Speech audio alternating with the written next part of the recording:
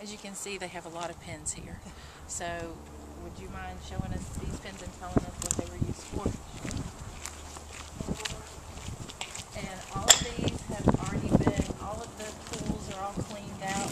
They're in the state they're going to be left in. Yeah, we're going to close doors. So basically, everything's been cleaned, power washed. The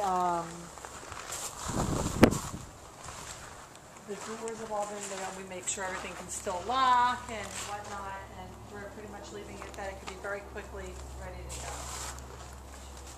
Okay.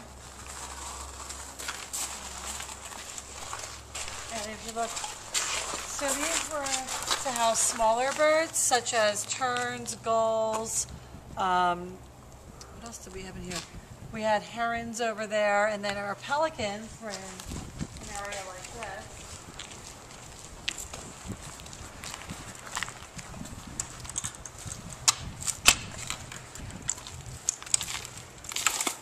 So quiet here.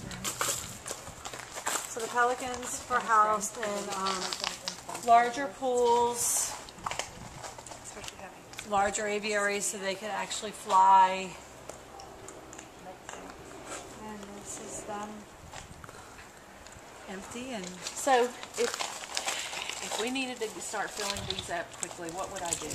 what would you do?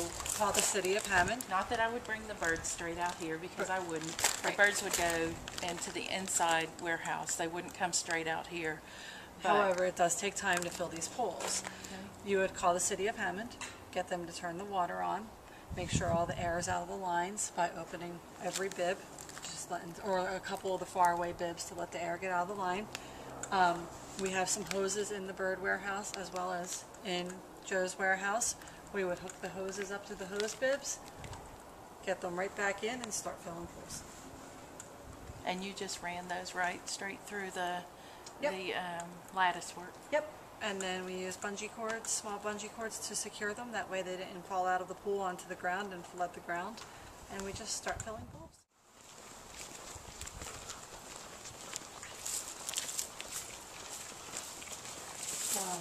The other thing is, this as well, very little money that you didn't need at all, something you need to worry about for a little while.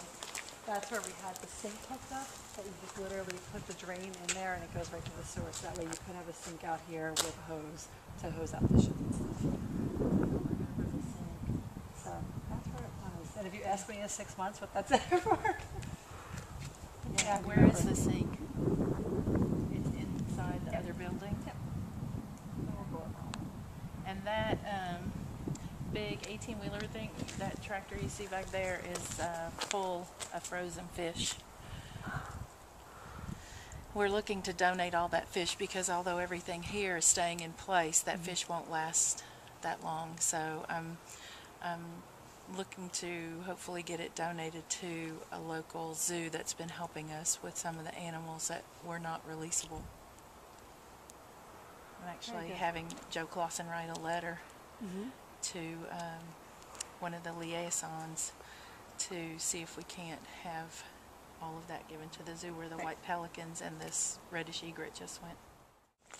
So what we've done is just turn this into a wildlife central supply.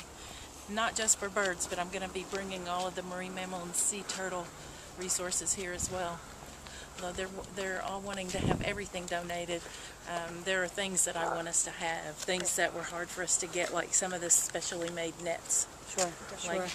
Yeah, there's some very big nets. These are nice, but there's some special turtle nets that we need to have some of here.